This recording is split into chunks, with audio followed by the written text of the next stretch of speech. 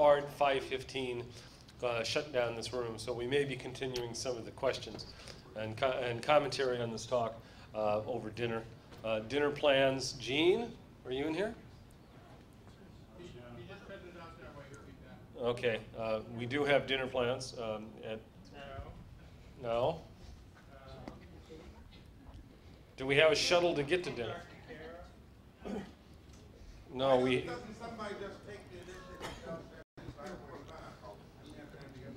Well, once we figure out what the heck we're doing, we'll take a lot of initiative. Are we live now? All right. It's my pleasure to welcome Connie Bertka to the podium for last talk of the day. Connie is the program director of AAAS's Dialogue on Science, Ethics, and Religion.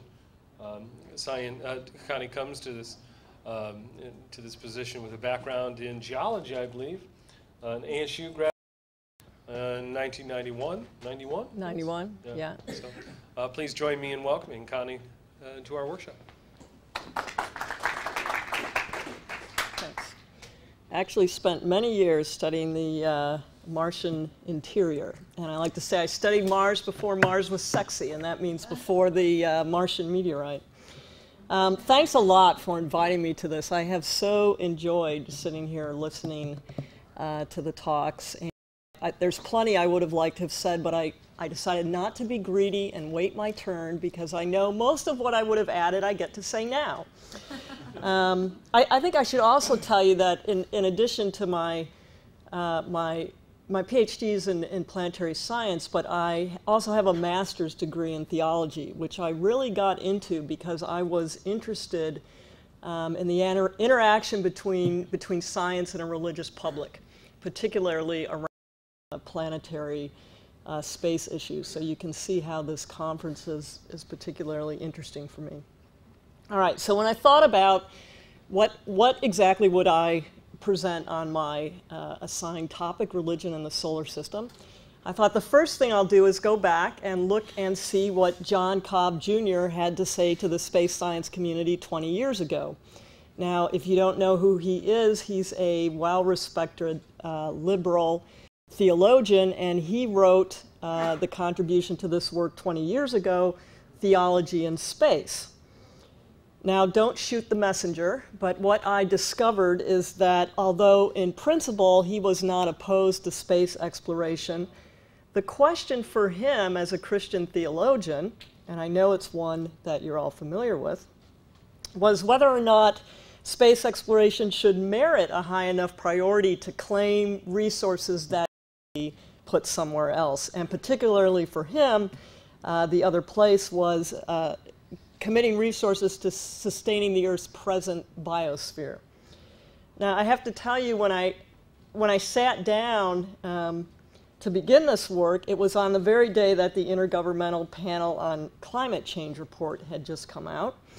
And we all know the results of that, concluding global warming is a reality, and there's a large likelihood that humans are contributing to it.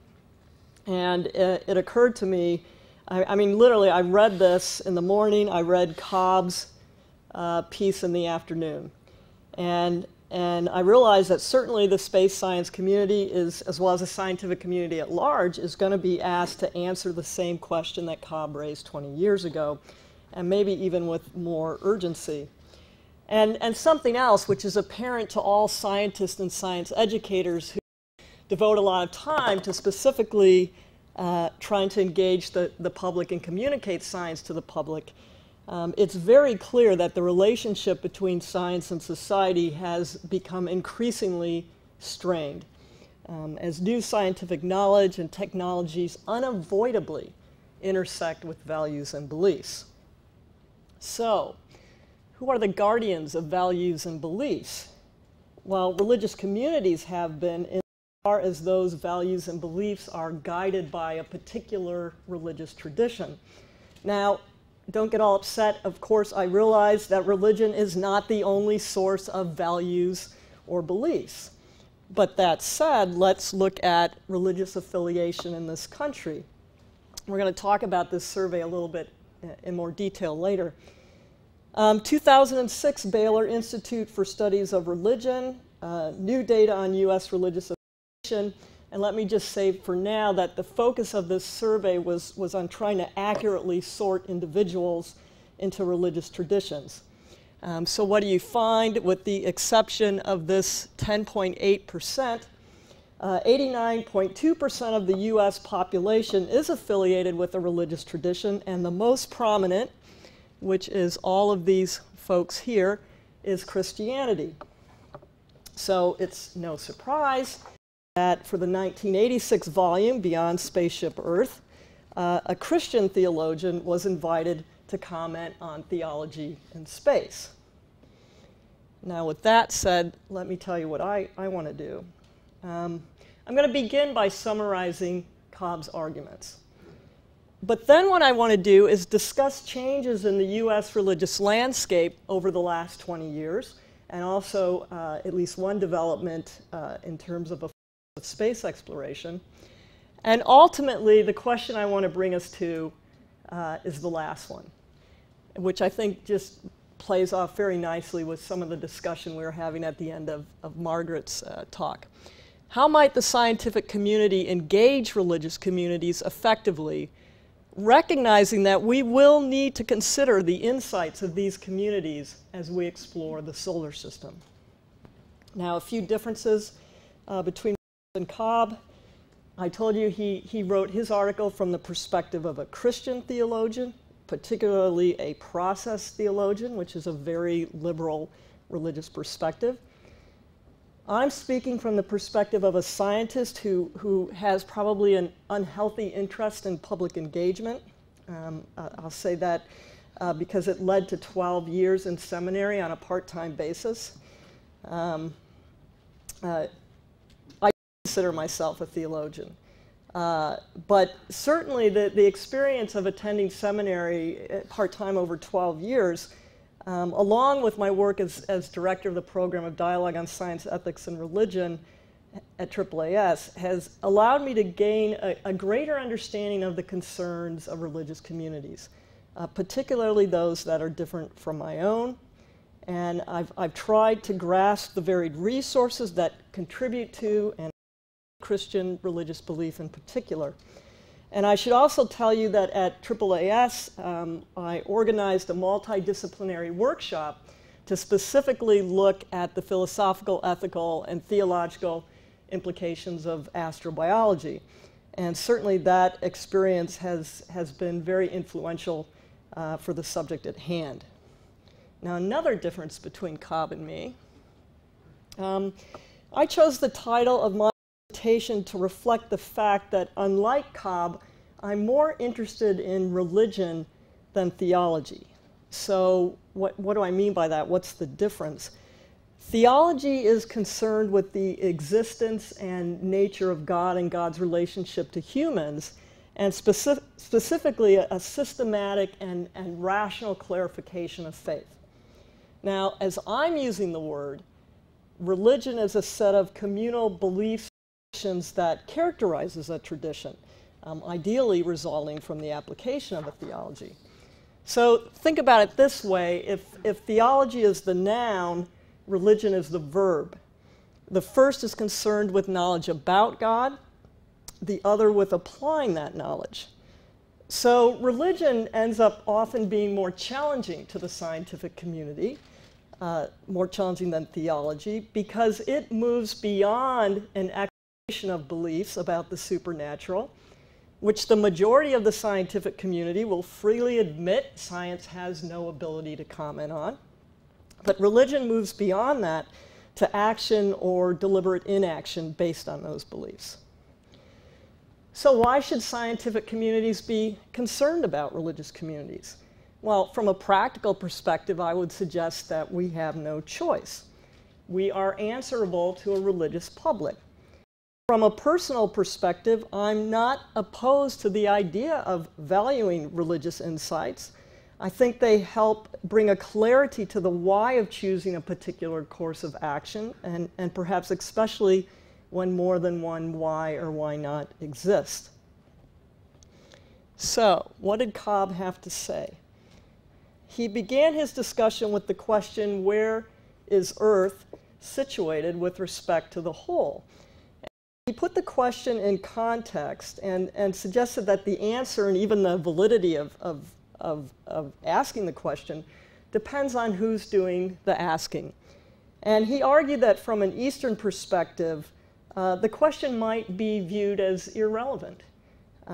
These traditions, Hinduism, Buddhism, emphasize finding a timeless mode of being, not concentrating on the world that is or will be. The opposite is true for Western traditions, Judaism, Islam, Christianity.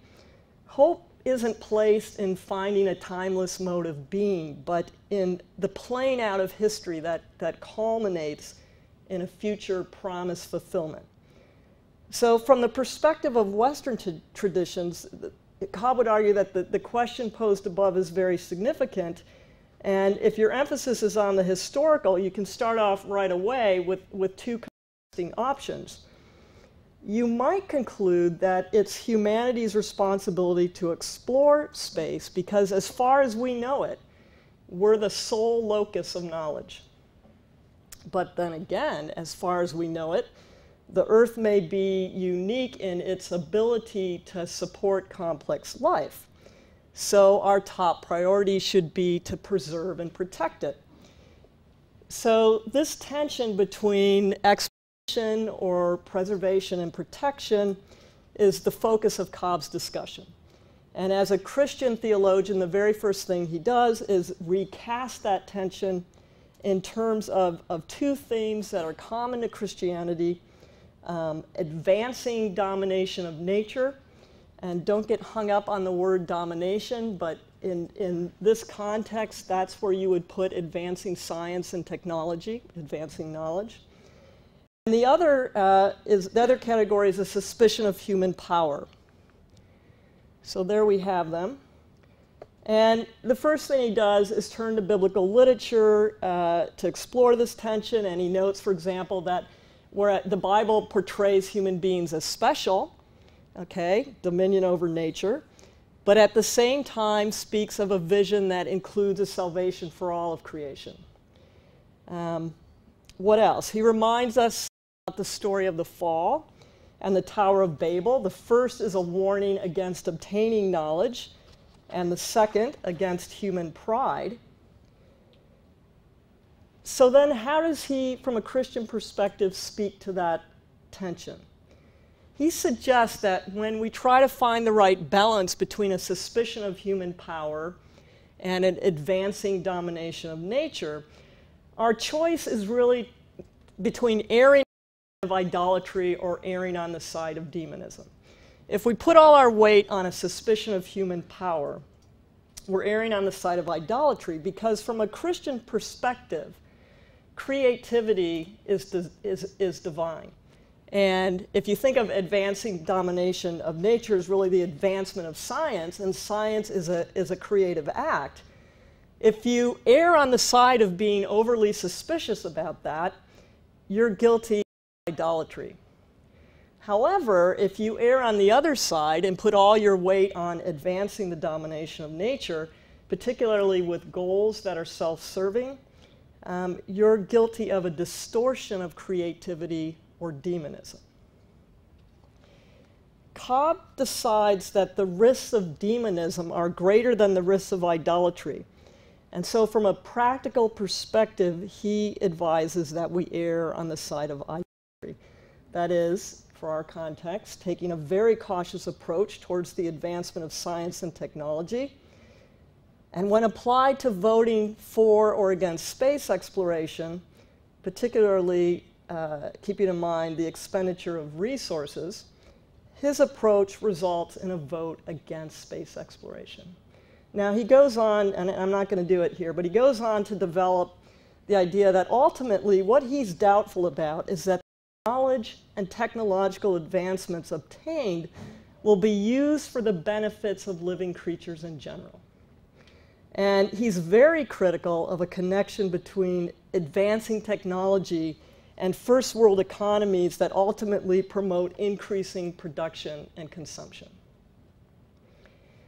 All right, what relevance do these conclusions have for us now, 20 years later? In a moment, I'm going to suggest that had astrobiology been more prominent 20 years ago, maybe Cobb could have found within that discipline the space exploration focus that his personal theology demanded. And maybe he'd have been able to tip that scale back towards creativity or advancing science. That said, Cobb is a very liberal Protestant theologian, and my interests are in the views of a religious public as well, at large, not just the liberal end of it. So what I want to do is consider how a religious public, and specifically I'm going to stick to the US in this talk, would be engaged with the goals of astrobiology. What might their reactions be to potential discoveries in this field? And to do that, I want to start by looking at current trends in contemporary US religious belief. Back to the Baylor survey. Let me remind you about a hypothesis that was popular with sociologists of religion in 1960. It's now largely abandoned because it hasn't been supported by the data. The secularization hypothesis. The idea was that as society became increasingly modernized and secular, religious belief and the influence of religious institutions would decline. So just looking in the last 20 years, how does that hold up in the US? The Baylor Religion Survey actually was designed to speak directly to this question. The authors noted that in previous national studies, this category, unaffiliated, looked like it rose in over 25 years from 8% to nearly 14%.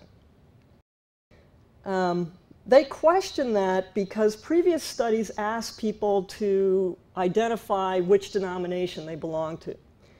And given that there's been a growth in non-denominational congregations, as well as kind of a distancing of congregations from their denominational identity, the Baylor folks suspected that those previous studies were incorrectly equating declining denominational ties with declining religion.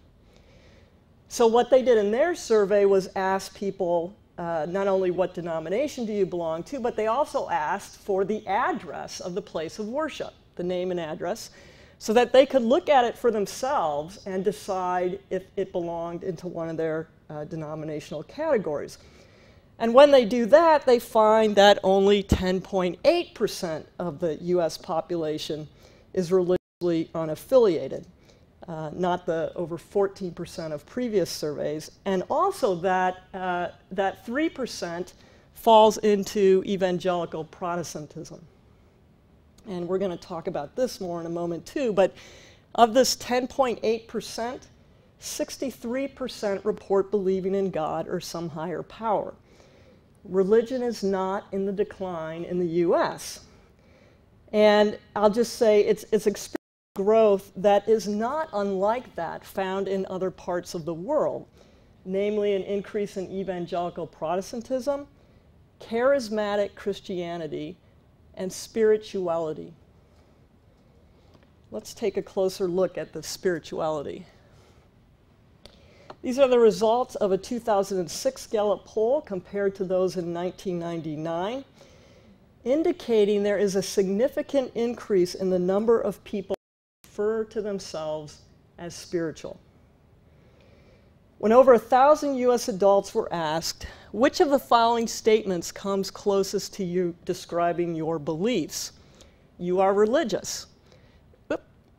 In 2006, 49% of folks chose that option. That's down 5% from 1999. But look at this. You are spiritual, but not religious. That choice went up by 10%. There's only 3% that choose neither, and 7% that categorize themselves as both religious and spiritual.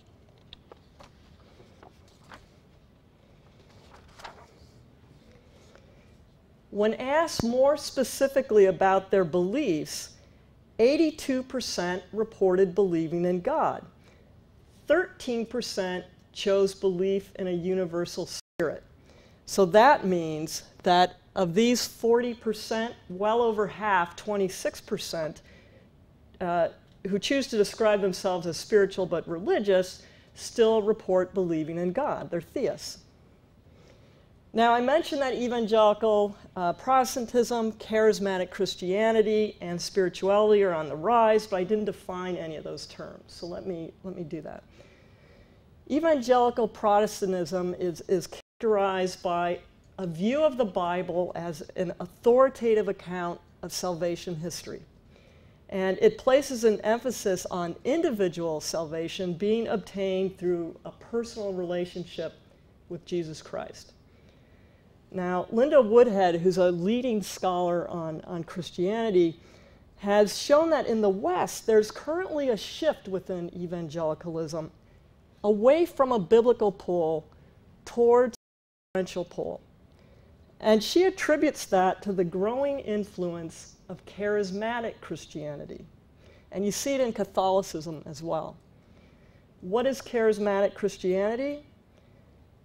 It's also characterized, but has an emphasis on this direct personal experience of the Spirit of God. In some worship services, you see that portrayed as speaking in tongues or accounts. Finally, what's spirituality? And for that, I'm going to quote the words of another sociologist, Paula Heelis, who actually is doing work to argue that there is a spiritual revolution underway. And here's how she describes it. Spirituality has to do with the personal, that which is interior or immanent, that which is one's experience relationship with the sacred, and that wisdom or knowledge which derives from such experiences. At heart, spirituality has come to mean life. The spiritual non-theists share a common ground with the spiritual theists, and that includes the charismatic branches of evangelical Christians, Protestants, and Catholics. And this common ground is what's growing. Heelis refers to it as the HS factor. For the non-theist spiritualists, it means pursuing the higher self within. For the theists, it's seeking the indwelling of the Holy Spirit. And for both of them, the focus is on empowering life in the here and now. Why this commonality of focus? Heelis, among others, suggests that it reflects a dissatisfaction with the institutions of modernity, a sense of disenchantment that calls into question the guiding principles of the Enlightenment, namely that increased knowledge is good for society and an indicator of historical progress, and that increasing knowledge and technology will ultimately result in material well-being. So now let's return to Cobb's dilemma just for a moment. Given that religious belief in the US, as well as globally, is trending towards spirituality, what I'd want to think about is whether this HS experience is waiting on the side of suspicion of human progress or scientific progress, and it's resulted in such an emphasis on the personal, on the empowering of the self, that the greatest risk now for a religious spiritual public is tipping the scales too far against the advancement of science. On the other hand, maybe this trend towards spirituality has the potential to help find a balance between those two end members. And I would suggest that the answer is going to depend on whether or not that HS experience, higher self or Holy Spirit, ultimately ends with a focus on self or somehow leads to an appreciation of a larger context. Setting aside changes in the religious landscape, I want to shift now to the other big change I see in the last 20 years since Cobb thought about this, and that's astrobiology. 10 years after Cobb argued that available resources should be used to address sustainability issues on Earth rather than used to explore space. You know this story. A group of researchers proposed that a Martian meteorite contains fossil life. The announcement focuses the energies of not only the planetary science community, but the larger scientific community on a multidisciplinary effort to explore the origin and evolution of life on Earth, to determine if life exists elsewhere, and to predict the future of life on Earth. Now, as a scientific discipline, astrobiology works from the assumption that the origin and evolution of life can be accounted for by natural processes, that life can emerge from physical materials that make up the terrestrial planets. With the growing number of extrasolar planets being discovered and the development of technologies and missions to specifically search for Earth-like planets, I think it's clear that we're progressing ever closer to determining how common life is in the universe. Perhaps, though, for the time being, our greatest possibility of discovering past or present life on a planet other than the Earth still lies with Mars. So there's two questions concerning the discipline of astrobiology I want to consider in the context of religion and the solar system.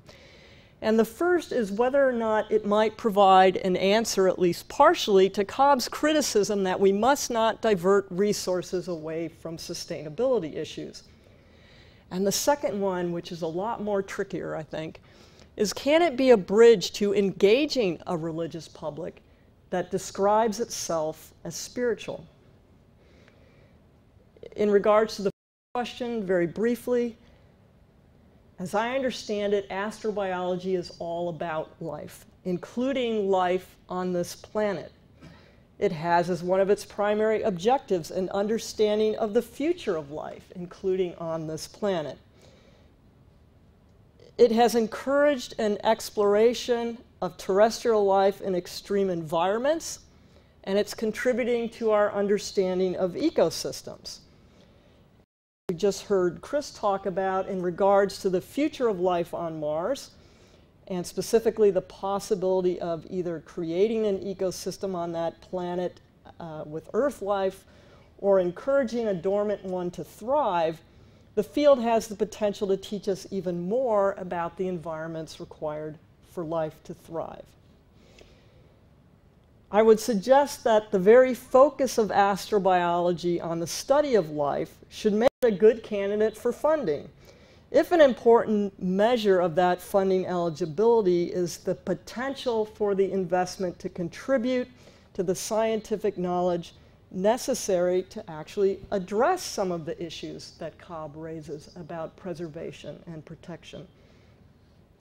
So in a nutshell, missing from Cobb's earlier analysis of the priority of space exploration was any link between this exploration and life. And I think astrobiology can provide that link.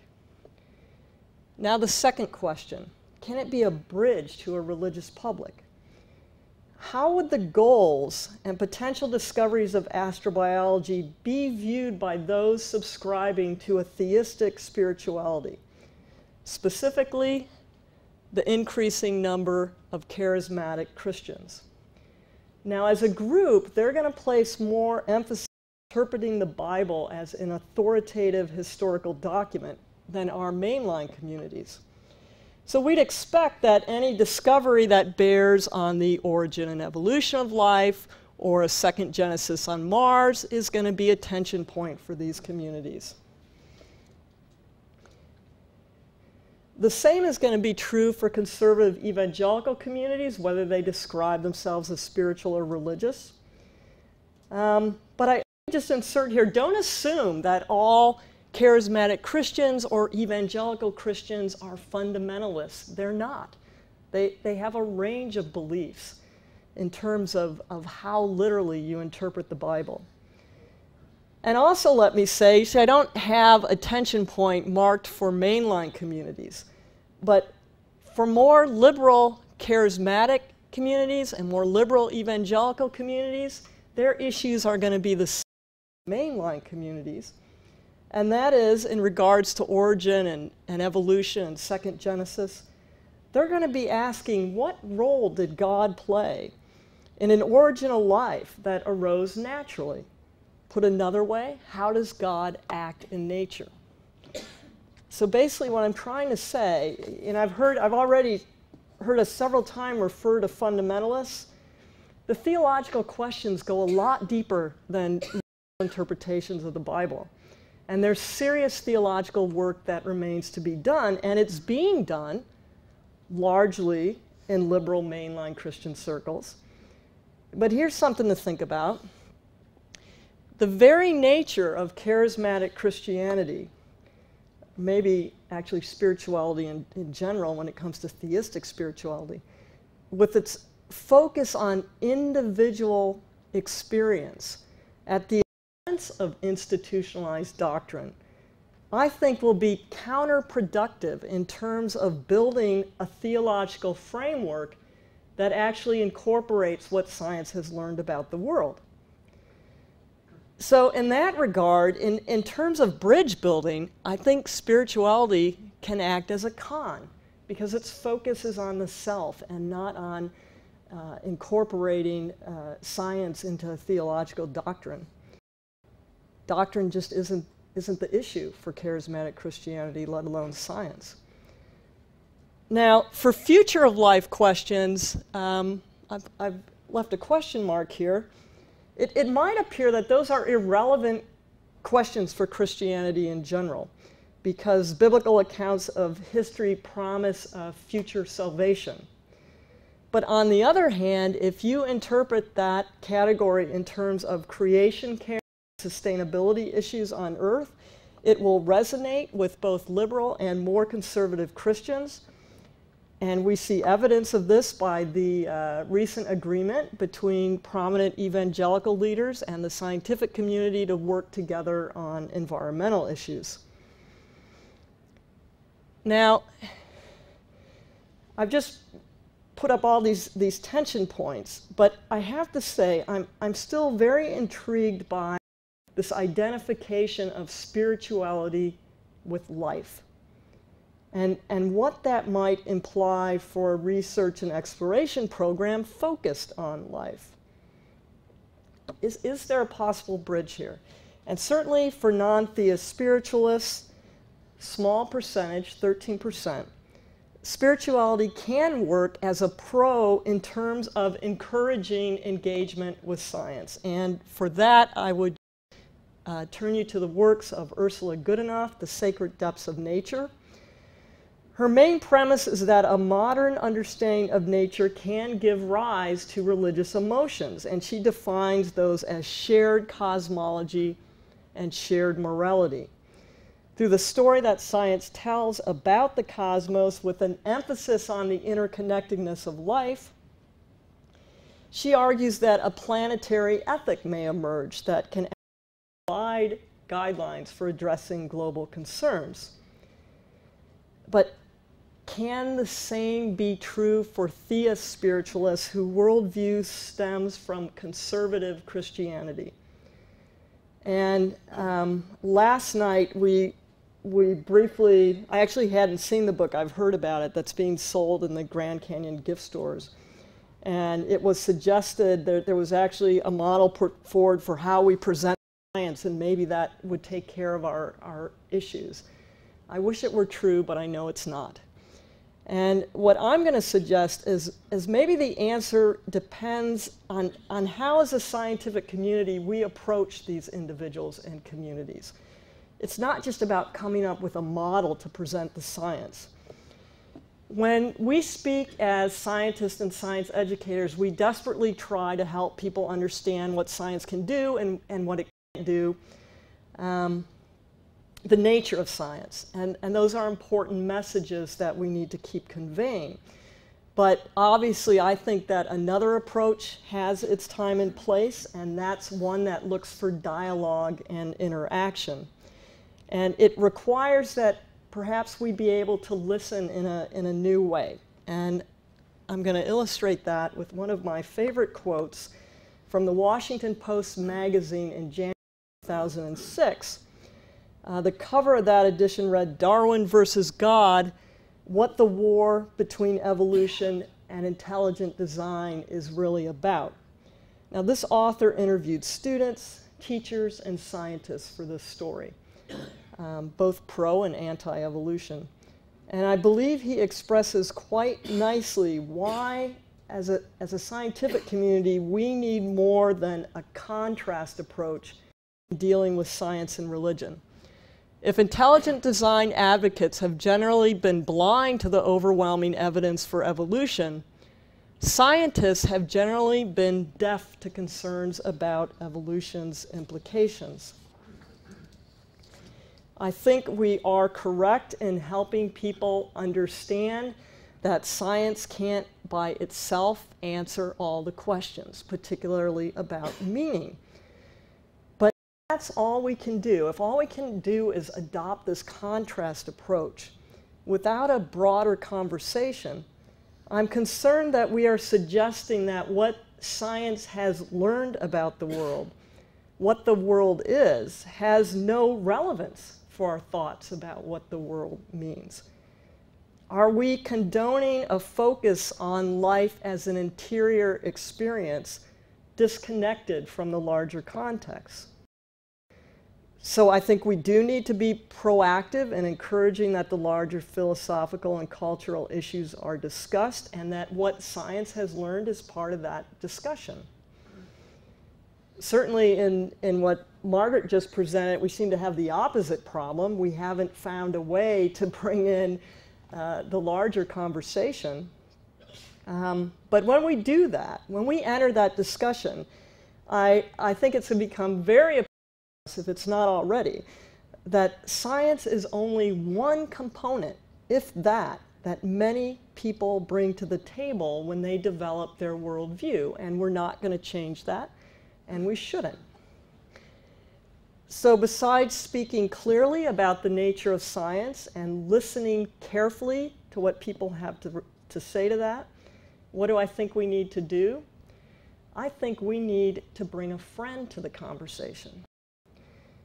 For instance, if we're trying to build on the interest of theistic spiritualities in life, so that through astrobiology, perhaps we may engage their interest in what science has learned about the world, we would do well to identify individuals within religious communities who view science with neither hostility or irrelevance, and who would be willing to explore with us possible connections to their community's worldview.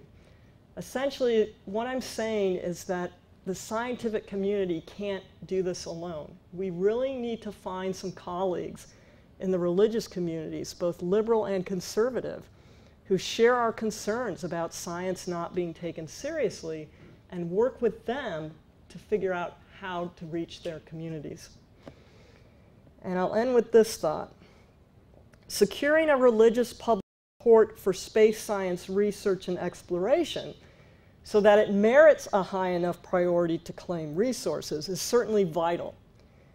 But it's only the beginning, because I'm going to suggest that it's in the sharing of what we learned from that exploration that the process actually comes full circle. And that can only be true when those discoveries are owned by both the religious and the spiritual, and both the liberal and the conservative. Because what good is a shared cosmology if in fact it's not? Thanks. We have time? Yes. Thanks, Connie. That was really interesting. There's a number of things I want to ask you about, but I'll ask the last question that occurred to me because it was in response to one of your last statements. You talked about cultivating people in religious communities that are not hostile to science. But what about hostility to religion within science? These days, there's a really visible strain of that. There have been articles about the new atheism, and I'm talking about the work of Sam Harris and Daniel Dennett and Richard Dawkins, basically representing that science is inherently anti-religion and that religion has to be mapped out if we're going to progress as human beings. And I think that some of that, and I see it, there's a lot of popularity of those books among people of a sort of rationalist scientific identity. I think that some of it, there's a misunderstanding among a lot of people of what other people really mean when they identify with a religion. And I noticed a big difference in the numbers of your polls. There were 49%, I think, who said that they were religious, but 89% who were affiliated, right? I mean, and that's two different polls. So, 89%. No. You have to look at that. They're being asked to distinguish between, are you religious or are you spiritual? Okay, so a lot of the folks among the 89. Yeah, and no, but actually, those are two different polls. Okay. The point is they can't be directly compared. But that's right. Forget about the numbers. But the point I wanted to make is that I think that a lot of people don't understand that religion provides and reflects a lot more than just a worldview about a cosmology. That religion, it's not just a matter of accepting received knowledge and ignoring other kinds of knowledge, that it provides a community and ritual and a lot of these things that science just is not not an alternative for. I mean, this meeting is really a lot of fun, but we don't have somebody playing the organ up there, and we're not, holding hands and falling on the floor. Maybe we should. No, but it's different. And I personally know a lot of people who are affiliated, but have a worldview that's certainly not hostile to science. Right. No, that's exactly right. And boy, there's lots of things I'd like to say to that. And let me just reiterate one point right away. I see the word evangelical and fundamentalist thrown together all the time as if they're the same thing, and they're not. There's a range of beliefs, and not all religious people are hostile to science. I would say if I had to categorize what's the bigger issue, hostility or irrelevance, it's irrelevance. And my point is also that we're part of the reason it's irrelevant, because there's tough theological issues deal with here, and actually this is a historical thing. And if you went to seminary several hundred years ago, you would have had an experience that incorporated science, and by the mid-19th century that was no longer the case, and part of this happened out of this, both communities trying to struggle to find a way to keep peace. And so what we end up with is a view from the religious perspective that isn't incorporating what science has learned about the world. Doesn't mean it can't. Religions change. We tend to think of them as this static thing, and they've always said this and it's not true. They change. And the other good point you made, and I have a slide that illustrates it, but I'm not going to dig around for it right now. And now I'm sorry I didn't use it, because usually when I speak to scientific communities, it's one of the first slides I put up there. But basically, picture an egg, and the egg is divided into different parts, and one part is science, and one part is experience, and another part is tradition, and another part within tradition is authority. And my point is that where does religion fall? Well, it picks up different pieces of all of those things. Lots of times the scientific community tends to think that religion is just about belief, and there's no reasoning process involved, there's no rationale involved, and that's not true. And this issue, currently the anti-religion issue, and certainly it's growing, I would say, out of our frustration over this evolution issue. And part of what I'm trying to say is, well, what have we done to try to help resolve that tension? All we do is say that while science can't answer questions about meaning. Well, yeah, but science is telling us something about the world, and we're going to have to work on what that means. And as a scientific community, we're hesitant to do it, and that's because we all fall into this, let's contrast the two. And the point is we can't do that anymore. And just one other example, in this astrobiology workshop that we did, Margaret was part of it, Chris was part of it, and we had at least 4 theologians there. And I remember one just being so excited to learn about what astrobiology was doing. didn't even know about it. And she would tell us how, you know, when she'd go home at night and she'd run into her neighbor at the mailbox, she would just kind of shake them. Do you know what we're learning? Okay, I think there's a lot of theologians out there who want that information and want an opportunity to interact with us and figure out where this all goes. And you know what? I know you're not going to believe this, but they're in evangelical communities as well. And the way I've heard them express it is really kind of cool. You know, they'll ask the question, they'll see it as a moral imperative that it's about time their communities start to pay attention to what science has learned about the world and ask the question, what is God doing with science? All right? Now, we may not ask the question that way. I don't know, maybe some of us would. But the point is, science matters to these folks, and they want to see it matter in their communities. And we need to identify those folks and work with them. And, you know, I went to the American Academy of Religion meeting shortly after Dawkins' book came out. And I was so relieved to see that the theologians just were laughing the sky out the door. I mean, it wasn't ruffling their feathers at all because it was so immature and just, you know, in terms of having any kind of understanding of their field or their scholarship, it just wasn't there. Unfortunately, for the general populace, I think it just serves to increase this tension, and I just don't see what good it does. And I also wonder who's buying it. You know, who's buying it? Because atheists, if you look at those surveys, are like 3% of the population. This is a bestseller. I mean, who's buying the book? Well, and the Islamists want to figure out how to fractionate uranium, right? Yeah. Sorry. Anyways, I went on quite a bit. But I'll say one other thing. One of the fun things about the dialogue program is we have an advisory committee. And the advisory committee is multidisciplinary. So we get a chance to mix up theologians with ethicists and historians and philosophers. And I'll see some of the scientists will be a little bit wary about, you know, who these theologians are. And then the theologians start to kind of talk their language and their scholarship, and you see the scientists going, wow, there's a whole thing here I don't know anything about, isn't there? So, okay, some of what we do, I would say half of what we do in that program is actually what you're talking about. We've bumped up against temporal time limits. Okay. Thank you. Very welcome.